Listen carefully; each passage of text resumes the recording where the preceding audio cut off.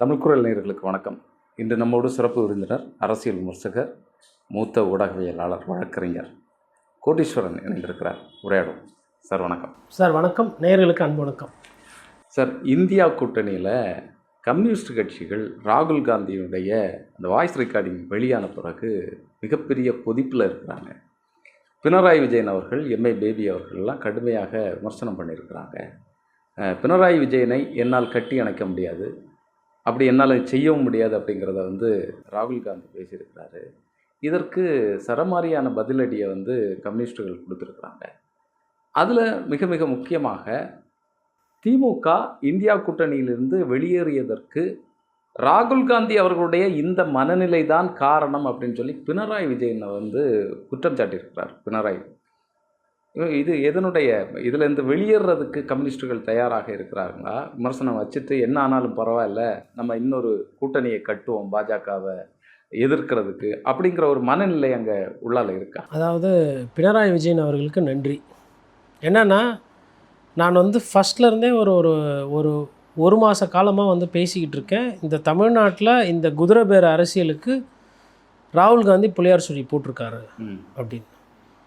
அவர் என்ன பண்ணார் அப்படின்னா, தமிழ்நாட்டில் ஒரு மக்களால் தேர்ந்தெடுக்கப்பட்டு பெரிய கட்சியாக தாவேக்கா வந்திருக்கிறது. அவர்கள்கிட்ட 5 எம்எல்ஏ தான் இருக்கிறாங்க. இந்த 108ஓட 5 சேர்த்தா 118 வரல. ஆனால் அவர் என்ன பண்ணுறாருன்னா, 5 கொடுத்துட்டு மற்ற கூட்டணி சேர்கிறதுக்கு உண்டான வேலைகளை ராகுல் காந்தியை இறங்கி பண்ணுறாரு. இப்போ ராகுல் காந்தியை இறங்கி பண்ணும்போது என்னை பொறுத்தவரையில் 3 பிரச்சனைகள். அதனால் ஒன்று என்னன்னா, இவங்களுக்கு எப்படி சேர்த்தாலும் 118 வராது. அதுக்கப்புறமா அவங்க குதிரை பேர அரசியலோ இல்லை ஒரு ஸ்தரத்தன்மைக்காக ஒரு சில மலிவான அரசியல் பண்ண வேண்டியன்றது என்னோடய புரிதல். ராகுல் காந்தி இதில் தலையிடாமல் இருந்திருந்தாருன்னா அதிமுக ரெடியாக இருந்தது. அதிமுகவும் தாவேக்காவும் சேர்ந்து ஒரு கூட்டணி அமைச்சிருந்தாங்கன்னா அது 140 130 கம்ஃபர்டபுளாக இருக்குது. 5 வருஷத்துக்கு பிரச்சனை இல்லாமல் போயிருக்கும். திமுக கூட்டணியும் உடஞ்சிருக்காது. அப்போ ராகுல் காந்திக்கு என்னென்னா, திமுக கூட்டணியும் உடையிட்டோம், அதிமுக தலைமையில் இருக்கக்கூடிய அந்த கட்சியும் செதஞ்சாலும் ஒன்றும் பிரச்சனை இல்லை அப்படின்னு ஒரு விஷயத்தை அவர் பண்ணார். அவர் பண்ணத்தினுடைய நீட்சியாக தான் வந்த நம்பர் பத்தலை. ஏன்னா கம்யூனிஸ்ட்காரங்களை வச்சுக்கிட்டு நம்ம 5 வருஷம் ஓட்டோன்னா கஷ்டம். அவங்க எதனா யோகி சிகாமணி அவர்கள் அந்த அரசியல் பேசிக்கொண்டு நமக்கு தலைவலியாக இருக்கும், நம்ப முடியாத ஒரு பயம் கூட. திருமாவளவன் அவர்கள் திடீர்னு எதனா பேசினார்னா கொண்டாருனா எப்படி போகும்னு அந்த பயத்தினால இவ்வளவும் நடந்து தப்பு மேலே தப்பு இது நடக்க போகுதுன்றதை நம்ம சொல்லியிருந்தோம். இப்போ பினராயி விஜயன் அதை சொல்லிட்டார். அப்போது இந்த ஸ்கெட்சுக்கு ஒரு முக்கிய காரணமாக இருந்தது ராகுல் காந்தி. அப்போ நான் என்ன கேட்குறேன்னா, ராகுல் காந்தியோட மனநிலை என்ன, அதுதான் இங்கே ரொம்ப முக்கியம். இப்போ நான் இன்றைக்கி திமுக கூட்டணியில் இருக்கிறேன். திமுக கூட்டணியில் இருந்து கொண்டு திமுக தூக்குது, காங்கிரஸ் தூக்குது. அந்த வழியை கூட நம்ம யோசிக்காமல் அதை கூட பேசாமல் மறுநாளே மாறுறோம். அப்போது இந்த எண்ணோட்டம் இருக்கு இல்லையா சார்? ஒருத்தர் கூட பழகினா உண்மையாக பழகணும், இல்லைன்னா 10 அடி தள்ளி. உங்களுக்கு ஒருவேளை அவ்வளவு ஆசை தாவேக்கா மீது இருந்ததுன்னா நீங்கள் தேர்தலுக்கு முன்னாடி கூட்டணி வச்சு. அப்போ இதை தான் இப்போ விஜயன் அவர்கள் போட்டு வச்சிட்டாங்க. இதுதான் நம்ம ஃபஸ்ட்டாக. ஏன்னா ராகுல் காந்தி பேபி கிட்ட பேசினார். ராகுல் காந்தி பேபி கிட்ட என்ன ஃபுல்லாக பேசினாங்க அந்த ஆடியோ எல்லாம் வரல. அதுக்கப்புறம் ராகுல் காந்தி இங்கே இருக்கிற கம்யூனிஸ்ட் தோழர்கிட்டலாம் பேசியிருக்காங்க, அந்த ஆடியோ வெளில வரல. அவங்க என்னென்ன பேசினாங்க என்னெல்லாம் யாருமே சொல்கிறதால அதை பற்றி பேசுகிறதே இல்லை. அதே மாதிரி இவங்க சொன்னாங்க, லீமா ரோஸ் அவர்கள் என்ன சொன்னாங்கன்னா, அதிமுகவும் தாவேக்காவும் பேசி கொண்டிருக்கிறாங்க. அதே மாதிரி சிவி சண்முகம் ஒரு சிலர்கிட்ட சொல்லுகிறாரு, நாங்கள் அமைச்சர் ஆகிடுவோம். அப்போது அதுக்கப்புறம் அந்த பேச்சு என்ன ஆச்சு, அதுவும் இங்கே வெளில வரல. அப்போது செலக்டடாக வெளில வருது என்னென்னா, ஸ்டாலின் அவர்களும் எடப்பாடி பழனிசாமியும் சேர்ற மாதிரி பேசிக்கினாங்க, அதனால் நாங்கள் இதை பண்ணோம். இப்போ பினராயி விஜயன் பூனையை அவுத்து வெளில விட்டார். எப்பா அதனால் இது வரலப்பா. இப்போது அதிமுகவும் தாவேக்காவும் சேர்ந்துட்டு இருந்தால் ஏன் அதிமுகவும் திமுகவும் பேச போகுது? அதிமுகவும் தாவேக்காவும் தான் ஃபஸ்ட்டு பேசினது. அதை உள்ள பூந்து கெடுத்தது ராகுல் காந்தி. ராகுல் காந்திக்கு எடுத்து திமுக கூட்டணியை உடைச்சி விஜய் அவர்களுக்கு இது பண்ணி 5 எம்எல்ஏ கொடுத்து நான் செட் பண்ணி கொடுத்தாரு. அதை தான் இப்போது பினராயி விஜயன் எடுத்து வெளில விட்டார். இதுதான் நடக்குது. இப்போ இது நீங்கள் டேட்டு வைஸு பார்த்தீங்கன்னா தான் அந்த ஒரு நாள் 2 நாள் தடுமாற்றம், அப்புறம் யூட்டர்னு மாற்றி பேசினதெல்லாம் இந்த விஷயத்தினால தான். விஜய் எடுத்த உடனே நியாயமாக நேர்மையாக எங்களுக்கு நம்பர் வரல, உங்களுக்கு திமுக எதிரி, எனக்கும் திமுக எதிரி, தேர்தலுக்கு முன்னாடி கூட்டணி வைக்கல, தேர்தலுக்கு முன்னாடி கட்சி டு கட்சி கூட்டணி வைக்கலாம், நான் லெட்டர் கொடுக்குறேன், நீங்கள் அமைச்சரவை பதவி வாங்கிக்கோங்க, என்ன வேணுமோ கேளுங்க அப்படின்னு பேசிகிட்டு இருந்தால் இந்த குதிரை பேர அரசியல்ன்றது நடக்காமல் ஐயா ஜேசிடி பிரபாகர் சந்தோஷமாக உட்காந்து சபாநாயகராக இருந்திருப்பார். இப்போ அவருக்கும் கஷ்டம். இப்போ கோர்ட்டு கேஸு, குதிரை பேர அரசியல் நடந்ததா? குதிரை பேர அரசியல் யாருக்காக நடந்தது? விஜய்க்காக நடந்தது. யாரால் நடத்தப்பட்டது? ராகுல் காந்தியால் நடத்தப்பட்டது. அப்போது வாய்ப்பு கிடைச்சா காங்கிரஸ் பிஜேபியை விட மோசமான ஒரு குதிரை பேர அரசியல் பண்ணக்கூடிய கட்சின்றதுக்கு தமிழ்நாடு அரசியல் சான்று. அதை தான் இப்போ அவர் சொல்கிறாரு, ஸ்டாலின் வெளியில் போனதுக்கு இதுதான் காரணன்றதான் அவர் சொல்கிறார். இப்போ எல்லா மாநிலங்கள்லையும் காங்கிரஸ் இணைஞ்சிருந்து இந்த எலெக்ஷனில் நின்னப்போ அந்த கட்சிகள் வீழ்ந்து போனதற்கு அது ஒரு முக்கியமான காரணம். பீகாராக இருந்தாலும் சரி, உத்தரப்பிரதேசமாக இருந்தாலும் சரி, மேற்கு வங்கம், இப்படி பல்வேறு பிரச்சனைகள் இருக்குது. அப்போது இயல்பாகவே காங்கிரஸ் மீது ஒரு வெறுப்பு இருக்குல்ல இந்த கட்சிகளுக்கெல்லாம். இந்த கட்சிகளெல்லாம் குற்றம் சாட்டின பிறகு அதற்கு சரியான பதில் சொல்லாமல் அதை நான் ஏற்றுக்கொள்கிறேன், அதை திருத்துறதுக்கு பார்க்குறேன் அப்படிங்கிற விஷயங்களை எதையுமே பேசாமல் ஏன் ராகுல் காந்தி மழுங்கடிக்கக்கூடிய வேலையை செய்கிறாரு? விஷத்தை நீலகண்டன மாதிரி நான் கழுத்தில் ஏந்தி வச்சுருக்கேன், நான் உங்களுடைய விமர்சனங்களுக்கெல்லாம் பதில் சொல்கிறது என்னுடைய நோக்கம் இல்லை அப்படிங்கிறத சொல்கிறாரு. சார், ஐயா ராகுல் காந்திக்கு ஒரே பிரச்சனை தான், பெரிய பிரச்சனை, உழைப்பு. அதாவது உடனே சொல்லுவாங்க, பாரத் ஜோடோ யாத்திரை போலியா, அவர் உழைக்கலையா, பண்ணலையா? நான் சொல்கிறேன், திரும்ப திரும்ப சொல்கிறேன், அவர் நல்ல மனிதராக இருக்கிறதுக்கு தான் முயற்சி பண்ணியிருக்காரு. ஃபுல் டைம் அரசியல்வாதியாக அவர் மாறலை. ஒரு ஃபுல் டைம் அரசியல்வாதியாக மாறியிருந்தார்னா இங்கே இப்போது எப்படியா இருந்தாலும் தாவேக அரசுக்கு யாரோ ஒருத்தர் முட்டு குத்து காப்பாற்றிருப்பாங்க, ரைட்டா? ஒன்றும் பிரச்சனை கிடையாது. இன்னும் ஒரு 2 நாள் 3 நாள் போக யாரோ ஒருத்தர், இல்லை அதிமுகவே 2 பொழந்துன்னு கூட எடப்பாடி பழனிசாமியை விட்டுட்டு 47 30 பேருக்கு மேலே கூட இன்னும் கொஞ்ச நாள் விட்டுருந்தீங்கன்னா அதுவும் நடந்துகிட்ருக்கோம். இபிஎஸ் அவர்கள் வேடிக்கை தான் பார்த்துருப்பார். அவரோட சூழ்நிலை அது, ரைட்டா? ஒன்றும் பண்ணுறதுக்கு இல்லை. நடந்திருக்குமா? இப்போ இவர் உள்ளே வந்ததுனால தான் இந்த பிரச்சனை. ஒன்று இது தமிழ்நாடு எடுத்துக்காட்டு. இப்போது பீகாரில் தேஜஸ்வி ஒரு விழுக்காடுக்கு கீழே வாக்கு வாங்காமல் அந்த கட்சி தோற்று முதலமைச்சர் ஆகிற வாய்ப்பு போகுது.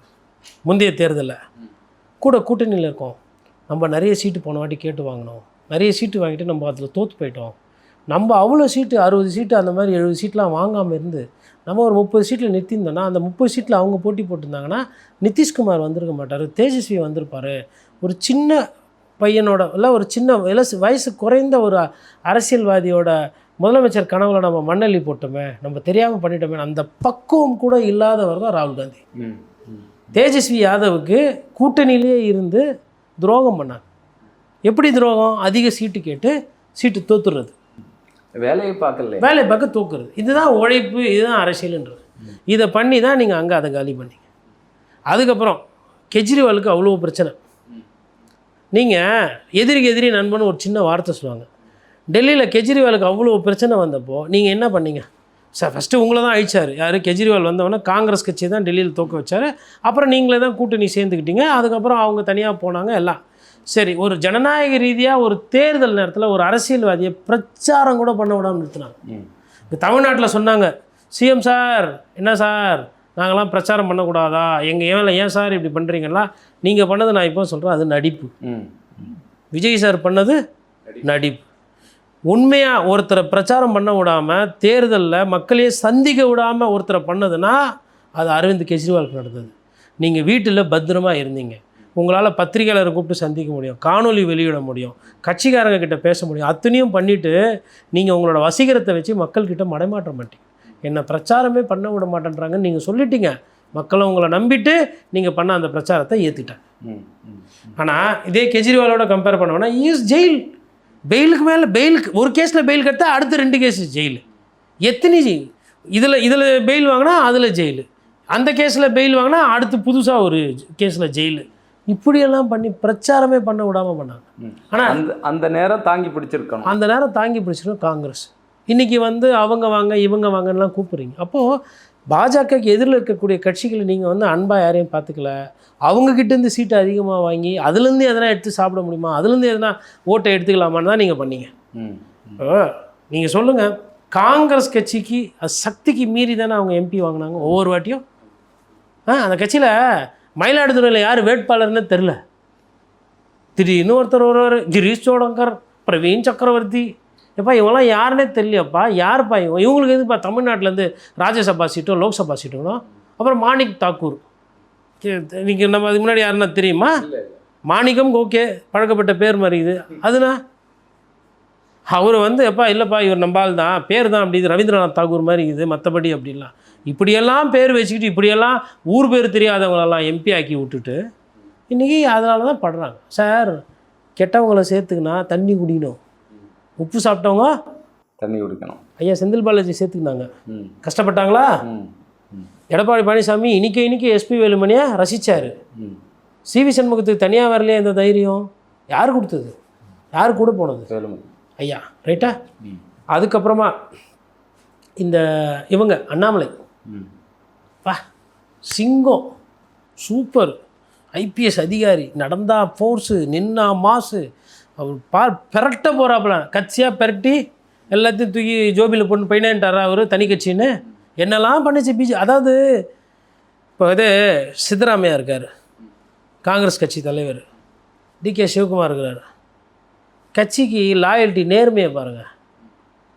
விடவே மாட்டேன்னு அடம்பிடிக்கிறார் சித்தராமையா. கட்சியாக வேறு வழி இல்லாமல் எல்லாம் போட்டு ஒத்துக்குனாங்க. அதனால் டிகே சிவகுமார் போய் காலில் ஊந்து கும்பிட்டுட்டு சரி நான் எதுவும் பிரச்சனைலாம் பண்ணல போ. அப்போ அடுத்த தலைமுறைக்கு வழி விட்டு போகுது. இவங்களும் அரசியல்வாதி தான், இவங்களும் இதே இந்திய திருநாட்டில் தான் இருக்கிறாங்க. அப்போ அந்த ஐடென்டிஃபிகேஷன் ஆஃப் ரிசோர்ஸ் இருக்குது பாரு, அது ரொம்ப முக்கியம். நான் இப்போ தாவேக்கா வந்து இன்றைக்கி வந்து ஐயா ஆதவை செலிப்ரேட் பண்ணுறாங்க. நீங்கள் மாற்றிக்கோங்க, ஒரு நாள் ஐயா ஆதவால் தாவேக்காக்கு மிகப்பெரிய பிரச்சனை வரும். ஏன்னா அவர் போகிற பாதை எப்படி போகிற பாதை வந்து ஒரு எளிமையான பாதை, மக்களை தூக்கி நிறுத்துகிற பாதை இல்லை, அது ஒரு பொருளாதார பாதை. கம்யூனிஸ்ட் சித்தாந்தத்துக்கு நேர் எதிரான பார்வை. ஒரு சைடு கம்யூனிஸ்ட் கட்சிகளை கூட்டணி வச்சுட்டு, இன்னொன்று ஒரு சைடு வந்து நாங்கள் டேட்டா சென்டர் இந்த மாதிரி விஷயத்துக்கெல்லாம் நாங்கள் ஆதரவு தெரிவிப்பு பண்ணுறது என்ன விதமான கொள்கை அது? அதான் சிக்கல் தான். அதனால் தேசிய கட்டமைப்பில் வந்து இந்த சிக்கல் தொடரும். திமுக வந்து மேபி அவங்களும் ஒரு கூட்டணியை உருவாக்குறதுக்கு முயற்சி வாய்ப்பு. மற்ற தலைவர்களை அரவிந்த் கெஜ்ரிவால் அவைலபிள் ரெண்டாச்சு. வேறு யாரெல்லாம் வந்துட்டு இப்போ ஜெகன் ஒரு நேச்சுரல் சாய்ஸ். ஏன்னா ஜெகனுக்கு வந்து பிஜேபி கூட போக முடியாது, நான் சந்திரபாபு நாயுடு இருக்கார். காங்கிரஸோட வெறுப்பு இருக்குது, மனசு கஷ்டம் இருக்குது, அங்கே ஷர்மிளா இருக்கிறாங்க. ஜெகனு, அதுக்கப்புறமா வந்து ஸ்டாலின் அவர்கள், கெஜ்ரிவால், இந்த 3 பேர் கேட்டாவே தேஜஸ்விக்கும் அகிலேஷுக்கும் ஆஹா ராகுல் காந்தியை விட இவங்கன்னு இது நடந்துச்சுன்னா அப்புறம் தீதி பார்ப்பாங்க, அம்மா நீ தான் பிரைம் மினிஸ்டர் கேண்டிடேட். 2 பேருக்கு தான் சாய்ஸு சார். ஒன்று அகிலேஷ், ஏன்னா உத்தரப்பிரதேஷ், இல்லைன்னா வெஸ்ட் பெங்கால் மம்தா, ஏன்னா பெரிய பெரிய சீட்டு. இப்போ 40 சீட்டு 80 சீட்டு 43 சீட்டு நிற்கிறாங்கன்னு போது அது அதிகமாக எம்பி வாங்கினாங்கன்னா அவங்களுக்கு அந்த ஸ்திரத்தன்மை இருக்கணும். இன்னொன்று ஸ்டாலின் அவர்களுக்கெல்லாம் முதலமைச்சரே தோற்று போய்கிறாரு. ஸோ பிரதமர் ஆகணுன்றதெல்லாம் அவருக்கு எண்ணம் இருக்காது. இன்னொன்று திமுகவில் ஒரு விஷயம் எனக்கு பிடிச்சது என்னன்னா, இந்த மிகைப்படுத்தி பேசிக்கிறதுலாம் இல்லை, எங்கள் உயரம் எங்களுக்கு தெரியுன்றது கலைஞரே சொல்லியிருக்கிறார். இல்லை, பொதுவாகவே நார்த்தில் வந்து சவுத்தில் இருக்கக்கூடிய பொலிட்டீஷியனை பெரிய அளவு ஏற்றுக்கொள்ளக்கூடிய அந்த மனப்பக்குவம் இல்லை. அதனால தான் இப்போ காங்கிரஸ் என்ன நினைக்கிறாங்கன்னா, ராகுல் காந்தி விஜயம் சேரும்போது சவுத்து ஃபுல்லாக வந்து காங்கிரஸுக்கு விஜய் அவர்கள் பலப்படுத்தி கொடுப்பாரு. அப்போ என்ன ஆகிடுனா, அவங்களுக்கு கர்நாடகா, கேரளா, தமிழ்நாடு, ஆந்திரா, தெலுங்கானா 5 ஸ்டேட்டு. இந்த 5 ஸ்டேட்லேயுமே இப்போ ப்ளஸ் வேறு எதுனா எக்ஸ்ட்ரா கிடைக்கிறது. அந்த ஸ்டேட்லாம் வந்து விஜய் அவர்களோட அந்த திரை கவர்ச்சி ப்ளஸ் அந்த கட்சி தாவேக்கா, இந்த ரீல்ஸு எல்லாம் சேர்ந்து வந்தால் நமக்கு வந்து ஒரு ரிவைவ் ஆகும். ஏன்னா சவுத் இந்தியாவில் காங்கிரஸ் ரிவைவ் ஆயிடுச்சுன்னா ஆட்சிக்கு வாய்ப்பு வந்துடும். அதை தான் அவங்க முயற்சி பண்ணுறாங்க. தொடர்ந்து பேசுவோம் சார். தேசிய அளவில் இந்த கூட்டணி கணக்குகள் எப்படி போகுது அப்படிங்கிறது உங்களுடைய நேரத்திற்கும் கருத்துக்கு நன்றி.